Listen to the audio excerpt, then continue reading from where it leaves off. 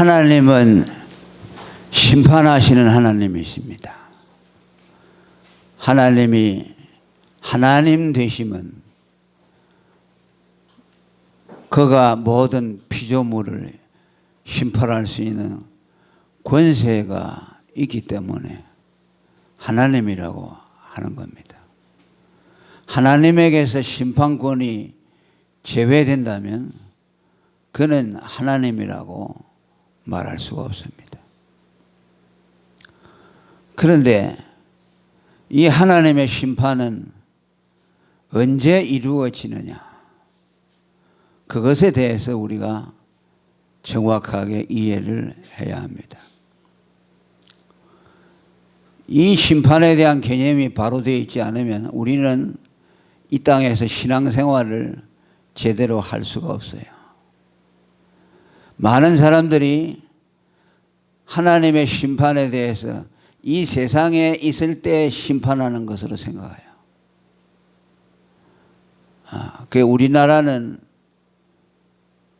기독교가 들어오기 전에 오랫동안 불교의 영향을 받고 또 유교의 영향을 받았습니다. 가깝게는 조선시대에는 500년 동안 유교가 지배를 했습니다. 그 전에는 고려시대 이전에는 불교가 지배를 했습니다. 그래서 우리 한국 사람에게는 이 유교에 대한 개념이 강해요. 그래서 기독교를 받아들이면서도 유교에 대한 관념을 가지고 기독교를 받아들이는 사람이 많습니다. 유교라는 것은 뭐냐면요, 현세 중심주의입니다. 사람이 죽으면 그냥 끝난다는 거예요. 불교의 내세관은, 불교는 내세관이 있어요. 그래서 불교는 신중하죠.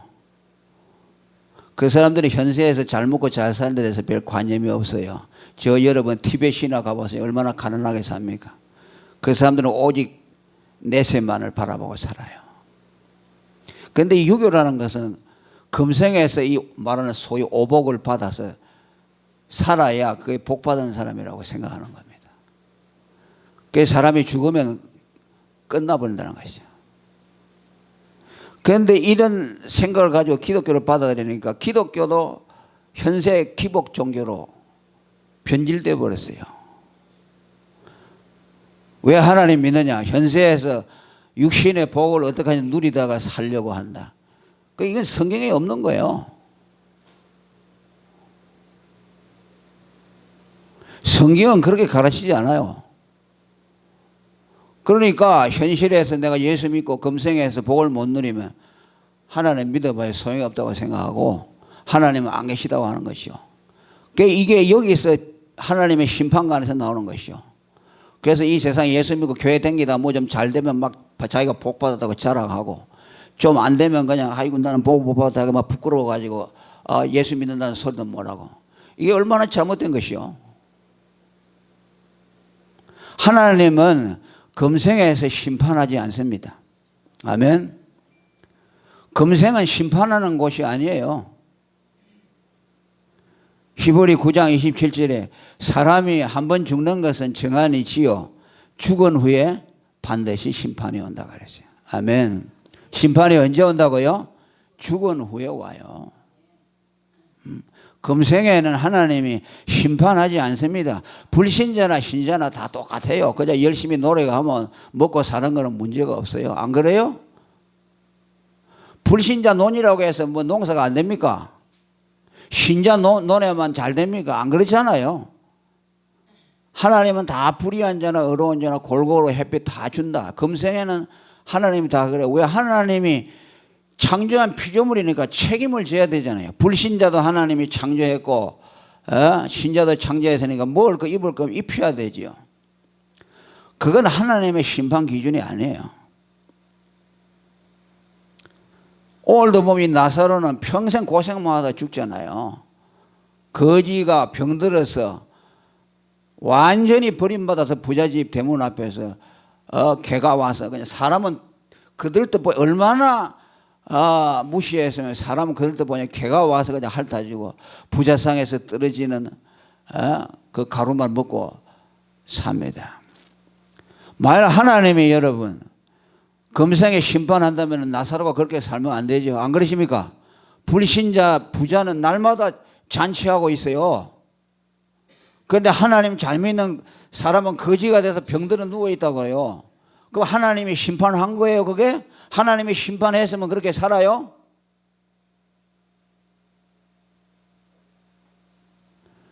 하나님이 심판을 한다면 지금 북한에 김일성이, 김정일이 3대가 세습해서는 안 돼요. 하나님이 벌써 심판해버려야지. 하나님이 심판 안 하시니까 그냥 두는 것이요. 우리 주위에도 악인들이 얼마나 많아요. 악하게 해서 벌어먹고 사는 사람, 부자로 떵떵거리는 사람 얼마나 많아요. 왜 그 사람들은 왜 그렇게 합니까? 하나님이 심판 안 하니까 그냥 두는 것이요.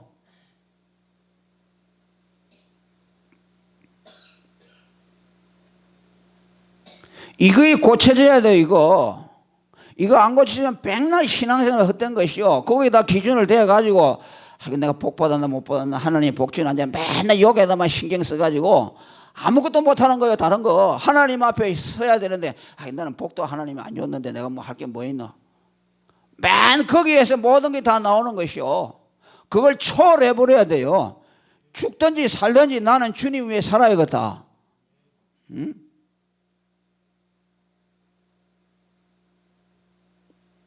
전도서 9장 2절에 보면 모든 사람에게 임하는 모든 것이 다 일반이라고 그랬어요. 의인과 악인에게 임하는 것이 똑같고 선하고 깨끗하게 사는 자와 깨끗하지 않게 사는 자가 다 똑같다 그래서 이 세상에 사는 것이. 선인과 죄인이 전부 일반이라고 그랬어요. 에? 여러분 이 세상에 와서 복 받아가 편안히 살아봐야 그게 뭐 하려고 그래. 그렇게 살면 못 들으려고 어떻게 하겠다고. 손에 물 한 방울 안 묻히고 일 안 하고 편안하게 고생도 안 하고 살아야 그걸 복 받았다. 그게 복이라는 것이요.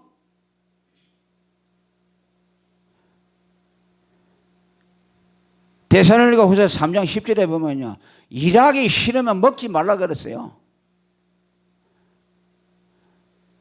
일을 하고 먹으라 그래서 이게 하나님의 법이요.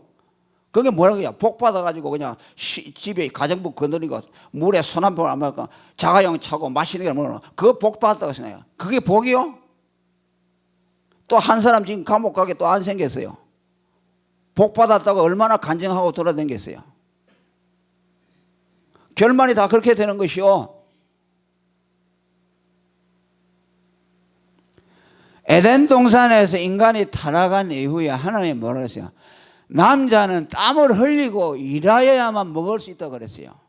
여자는 아기를 낳는 고통을 겪어야 되고 땅에는 가시와 엉겅퀴가 나서 노력한 만큼 그대로 거두지 못한다 그랬어요.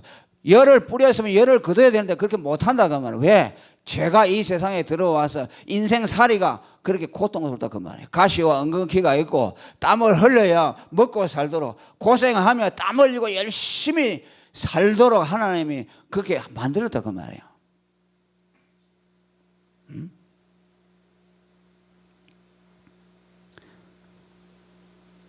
웨스트민스터 신앙 고백에서도 보면요. 이 세상의 죽음이라는 것도 하나님의 심판이 아니고 이 세상에 심판이 오는 것이 아니라 그랬어요. 반드시 사후에 심판이 온다. 우리는 거기다 목적을 두고 내가 예수 믿고 평생에 이 땅에서 뭐 얼마 어떻게 사냐 그게 아니라 하나님 죽은 이후에 내 영혼이 어떻게 될 것인가 그것에다가 관심을 기울여야 돼요. 이 세상은 다 금방 지나가잖아요. 금방 가잖아요. 고생스럽게 산다고 해봐야 얼마나 되겠어요. 금방이요. 그러니까 주님의 일을 하려고 해야죠. 편안하게 살려고 하지 말고 목숨이 붙어 있으면 어떻게 하든지 주님의 일을 충성하다 가고 그래서 주님 앞에 가서 내가 뭔가 내놓을 것이 있어야 되지 않겠어요? 맨 복 받았냐 안 받았냐, 하나님 나를 사랑하냐, 맨 요거 육신에 가서 뻗들고 요거 여기에다 그냥 신경에 곤도 써가지고 하나님이 나한테 복 안 줬으니까 나는 하나님 앞에 안 한다. 어?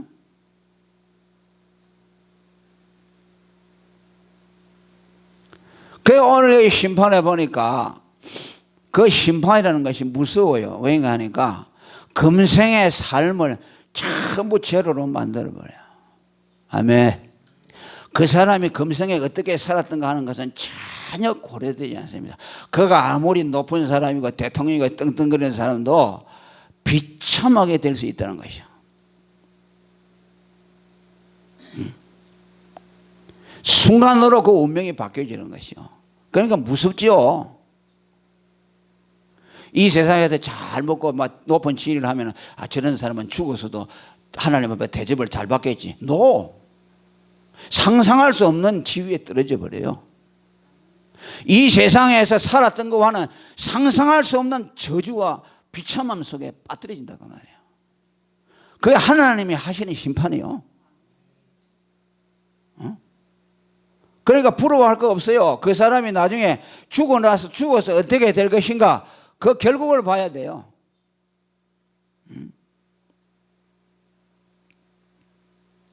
우리가 비슷한 거 보잖아요. 대통령도 얼마 전까지만 해도 떵떵거리고 막 그 앞에서 조아리는데 지금 감옥에 수갑차가 왔다 갔다 하잖아. 난 그걸 보면서요, 이게 현실인가 생각돼요.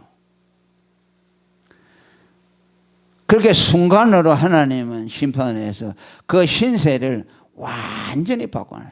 시편 73편 17절에도 주께서 참으로 저희를 미끄러운 곳에 두시며 파멸에 던지시니 저희가 졸지에 황폐되었다라고 말해요. 졸지에 순간으로 떨어진다. 여러분, 마귀 사탄이 왜 사탄이 되냐니까 원래는 천사였어요. 하나님 가장 가까운 데서 찬송으로 섬기던 천사였는데 그가 하나님과 같이 되려고 하다가 지옥의 엄부에 빠졌다고 말합니다. 그 영광을 다 잃어버렸어요. 인간도 마찬가지죠. 우리 조상 아담이 얼마나 거룩하고 완전하게 지어지는데, 우리 지금 인간은 다 마귀 얼굴이죠. 아담과 하와는요, 하나님 빛으로 음했어요. 너무나 거룩하고 완전했어요. 그 아담을 쳐다보면요, 하나님이 딱 생각나요. 그래서 하나님의 형상, 이미지라고 한 거예요. 하나님을 리얼 이미지, 참 실상이고 그 실상을 비추는 거울로 인간을 만들었어요. 그러니까 누가 설교할 필요가 없어요. 하나님이 이러이러하다 말할 필요가 없고, 아담과 하와가 서로 얼굴을 마주보면 하나님이 딱 생각나는 거죠. 그 정도로 인간은 거룩하고 완전하다. 그런데 지금 우리에게서 다 마귀같이 되어버렸죠. 인간에게서 하나님의 모습이 어디 있습니까? 다 타락했죠.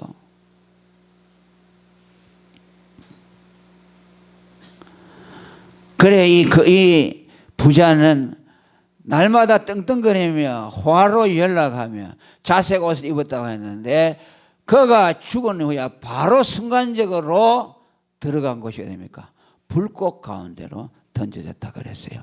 엄부라고 합니다. 하나님의 심판의 장소입니다.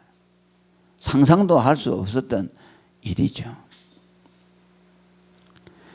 기적과 같은 사람이 죄인이 되어서 영원한 하나님의 영벌의 심판을 받게 되었습니다. 그가 살아있을 때 그가 꿈이라도 꾸었겠습니까? 아마 나사로를 바라보면서 저 사람은 하나님 믿는다고 하지만 저 거짓 신세로 내 집 앞에 부스러기나 먹고 있는데 참 꼴 좋네. 지금 하나님이 계시면 저렇게 하겠나? 얼마나 나사로를 보고 하나님을 모욕했겠습니까? 그러나 거짓 나사로는 죽음과 함께 하나님의 심판이 내세에 이루어지므로 그의 신세가 180도로 달라졌습니다. 거지에서 기적으로 바뀌어졌습니다.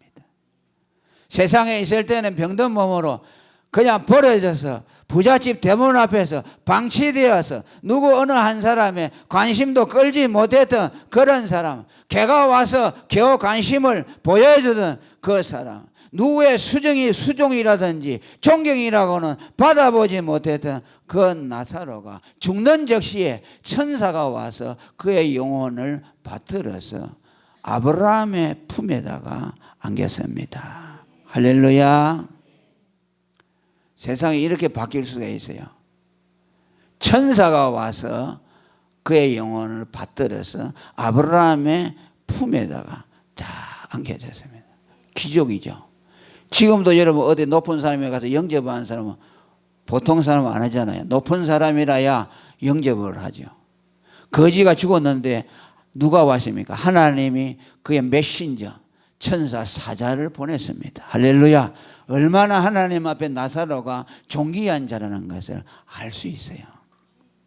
에? 꿈에도 생각할 수 없었죠. 와, 얼마나 신나겠습니까? 정말 멸시 천대꾸러기 아닙니까? 에?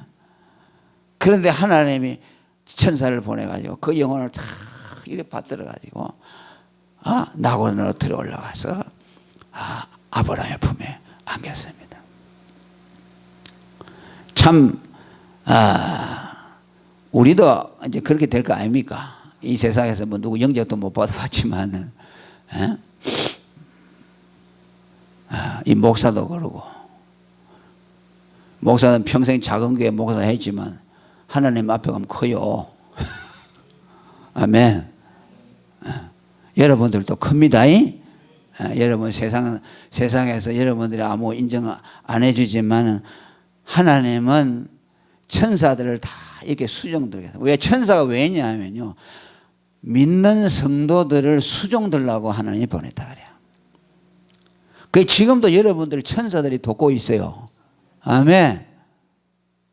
나사로가 거지 생활을 하지만 그 당시도 하나님이 도와주었어요. 베드로가 감옥에 있을 때에 그 착고가 커지고 아주 쇠사슬이 풀어지고 그렇게 됐죠. 누가 그러십니까? 천사가 왔어요. 천사가 와서 잠들어가지고 누워있는데 옆구리를 툭툭 치는 거예요. 누구요? 근데 빛이 확 나면서 지금까지 보지 못했던 뭐가 일어나라, 빨리 나가라. 천사가 말했어요. 그 천사가 지금도 여러분들 위험에서 건져주고 있어요. 운전하고 가는데도 위험이 올 때 천사가 다 이렇게 해줘요. 아멘. 진짜라고요. 며칠 전에도 여러분 뉴스 안 봤어요? 11층에서 4살 먹는 애가 무심하가 떨어졌어요. 하나도 안 다쳤어요. 아멘. 기적이죠. 찰가상만. 근데 내려오다가 그 베란다 같은 데 한번 부딪혔대요. 베란다에 부딪혀도 죽지요. 그 한번 부딪히고 땅에 떨는데 그 보니까 뭐 쿵 소리가 나는데 거기서 쿵 소리가 나면서 애기 울음 소리가 엥 나는 거예요. 그래서 가보니까 애기가 떨어졌는데 울고 있는 거예요. 안 죽은 거지. 그 병원에 데리고 119에 실고 가보니까 여기 그 먹던 거 외에는 아무 데도 안 다쳤어요. 내장이고 뭐이고. 기적 아닙니까?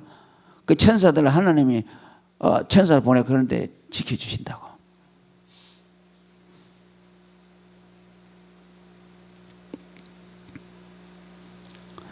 그런데 이 부자는 말이죠, 세상에서 사람들로부터 수종 들고 옷 입는 것부터 전부 거기 밑에 종들이 와가지고 수종 들고 밥 먹는 것보다 전부 자기 힘으로 하는 거 하나도 없어요. 그런데요, 그가 딱 죽었을 때 뭐라고 성경에 보니까요, 그냥 그 영혼은 음부로 가고 그는 땅에 묻혔더라. 천사가 와서 그를 데려갔다는 말이 없어요. 아멘. 그때 딱 죽는 즉시 나락으로 떨어지는 거죠. 그 신세, 지금까지 사람들로부터 성경을 봤던 그건 다 없어져 버리고 지옥의 음부 속으로 떨어지고 아무도 그의 영혼을 돌보는 사람이 없어요. 그걸 고아라고 하죠. 거지 나사로는 이 세상에서 사람들로부터 멸시를 받았지만 하나님의 도우심을 받고 살았어요. 아멘. 그 이름이 뭡니까? 하나님은 나의 도움이라는 뜻이요. 개뿔로 뭐가 하나님이 도와? 거지 돼가지고서 불신자 집 앞에서 거지하고 있는데 무슨 하나님이 도와. 그런데 그 이런 그대로 그분은 하나님을 의지하며 살았어요. 현실적으로 하나님이 도와주지 않아도 그 영혼을 도우시고 돌보시는 하나님을 믿었어요. 이 금생이 전부가 아니라는 걸 믿었어요. 사후에 하나님의 심판이 있을 것을 믿었어요. 우리가 보면은 그때 이거 예수 믿지 마라. 예수 믿어봐. 맨날 불신자 집 앞에서 상에 뜨는 게 먹고 저 불신자는 얼마나 잘 사노? 오늘 같으면 그래 안 하겠어요. 그런 예수 믿지 말아라고 하겠죠.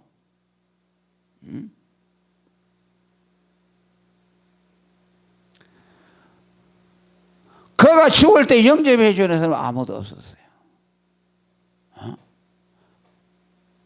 그는 살아있으면서 매일같이 화롭게 연락했다 그랬어요. 그러니까 그는 이미 죽기 전에 그는 죽음의 생활을 하고 있어요. 우리가 앞으로 천국과 지옥 가는데 누가 천국과 지옥 가느냐? 그 지금 현재의 삶을 보면 알 수 있어요. 엄부라는 것은 무덤이라는 것은 뭐냐? 죽음이라는 것이요. 그러니까 이 부자는요, 그 안에 하나님의 생명이 없어요. 그러니까 그 영혼이 헛헛한 거예요. 그러니까 돈은 있지요. 그러니까 그 영혼의 헛헛함을 달래기 위해서 산의 진미를 매일 쌓아놓고 먹고 악사들을 데려다가 풍류를 즐기면서 살았다고 말이에요. 그러니까 그 삶 자체가 죽은 것이죠.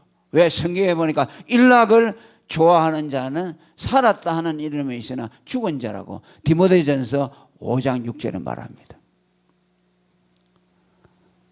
그의 영혼의 주인이 없습니다. 사람들이 와서 그 돈 앞에 권세 앞에 굴복하고 그가 시키는 대로 수용 들었지만 진심으로 그와 인격적인 관계를 맺은 사람이 없고 그의 영혼을 돌보아주는 하나님이 안 계신다. 그러니까 이 땅에서 고아와 같이 영혼의 아버지가 없이 살다가 생명 없이 살았기 때문에 그가 가야 할 곳은 가라지와 쭉정이가 갈 수밖에 없는 음부에 내려갈 수밖에 없다는 것이죠. 예수님이 마지막 심판할 때에 타작마당에다가 마지막 추수할 때 쭉정이와 알곡을 갈라가지고 쭉정이는 타는 불에다가 던지는 것처럼 마지막 때 주님이 알곡과 가라지를 갈라서 알곡은 창고에 들이시고 쭉정이는 불에 타는 곳에 던진다고 했습니다. 왜 여러분 부자가 불꽃이 타는 엄부에 들어갔습니까? 그에게는 하나님이 안 계시고 영혼의 아버지가 안 계시고 일락을 사랑하며 그 영혼이 죽어버렸기 때문에 그가 죽은 영혼이 갈 곳은 엄부밖에 없다고 말이에요. 그러나 이 거짓 나사로는 사람들로부터는 외면을 받고 버림을 받았지만 하나님이 그의 영혼의 주인이 되셨습니다. 그의 영혼의 보호자가 되셨습니다. 아버지가 되셨습니다. 그래서 이 땅에 살면서부터 그의 생명은 살아있었어요. 살아서 하나님과 끊임없이 교통하는 생명의 삶을 살면서 개가 와서 할던 중에도 기도하고 가난해 먹을 것이 없어도 하나님 앞에 기도하면서 하나님의 도움을 바라면서 하루하루 살았습니다. 오늘도 그런 사람들이 있잖아요. 절망하여 도무지 희망을 가질 수 없는 인간들이지만 하나님을 끝까지 의지하는 사람이 있잖아요. 이런 사람이 나사로와 같은 사람이요. 그 안에 생명이 있기 때문에요. 영혼에 돌보시는 아버지를 모시기 때문에 그는 사람들이 다 버린다고 하더라도 하나님의 그와 같이 하기 때문에 그건 고아가 아니에요. 그리고 그가 죽어서 아브라함의 품에 안겼다고 했어요. 낙원에서 나사로를 영접한 그분은 아브라함입니다. 여러분이 생각할 때는 예수님이 영접해야 되는데 왜 아브라함이 영접해야 했을까? 여기는 두 가지 견해가 있어요. 하나는 아직 낙원에는 천국에 들어가기 예비 단계입니다. 영혼들이 먼저 가는 곳이 낙원이에요.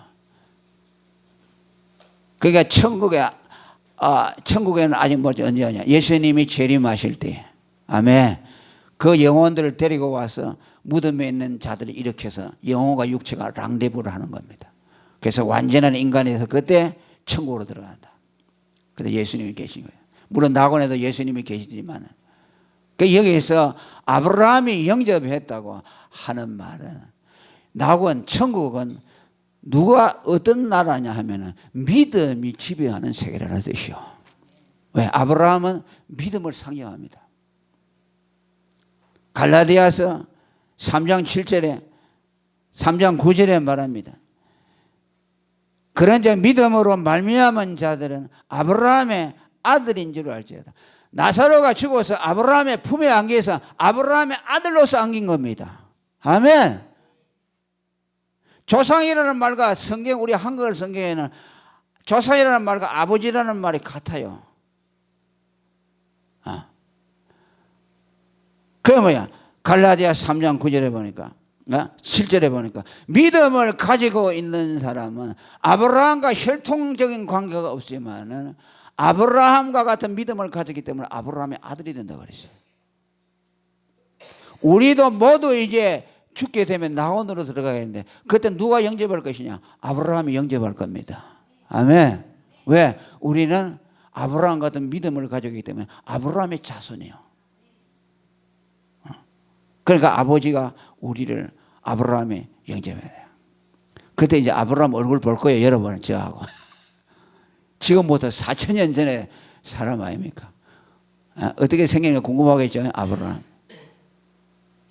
사라도 볼 것이고, 사라가 참 미인이라고 했잖아요. 아비멜렉이 얼마나 미인이었으면 그거 뺏으려고 그렇게 얘기했어요.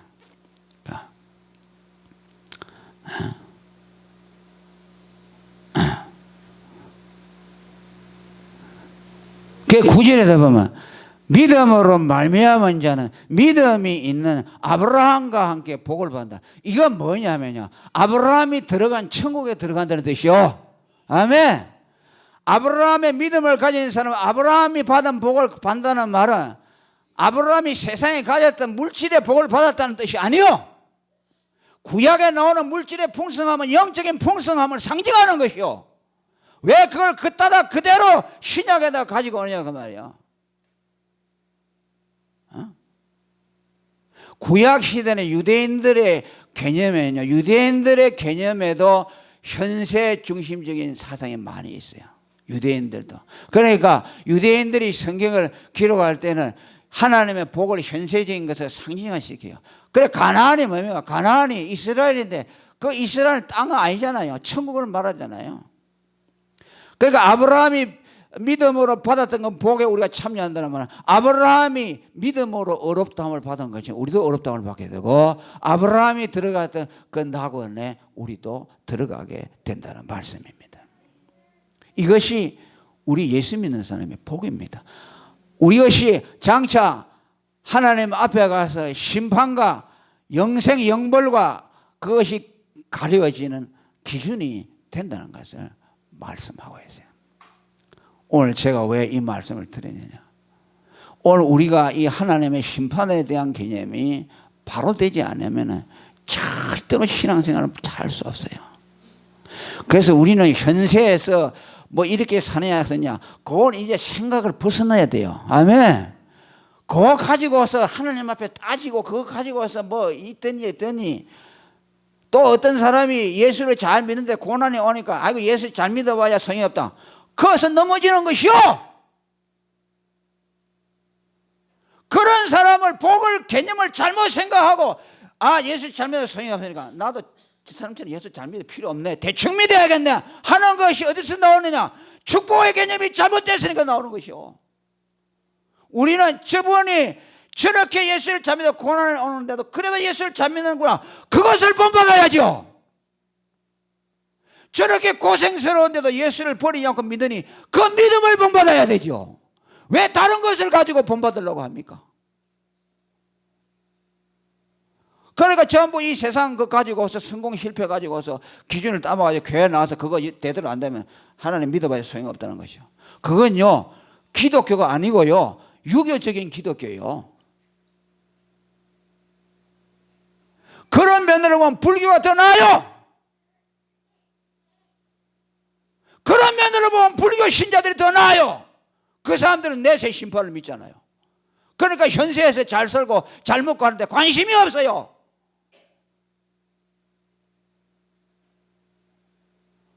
왜 그런데 기독교인들은 하나님의 사후의 심판을 믿는다고 하면서 금생의 복에만 해서 거기에다 목을 메고 남은 생애를 그 복 받는 데다가 모든 목숨을 다 걸고 하나님 앞에 충성할 수 있는 기회를 주는데도 주지 않고 거기에 따라서 그냥 자기가 울고 웃고 거기에 따라서 모든 것을 길판지고 하니까 하나님을 위해서 아무것도 못하는 것이요. 이걸 오늘 고쳐야 된다고 말이야. 하나님의 심판 개념이 달라져야 돼요. 이걸 믿어야 돼요. 사후의 심판을 믿어야 돼요.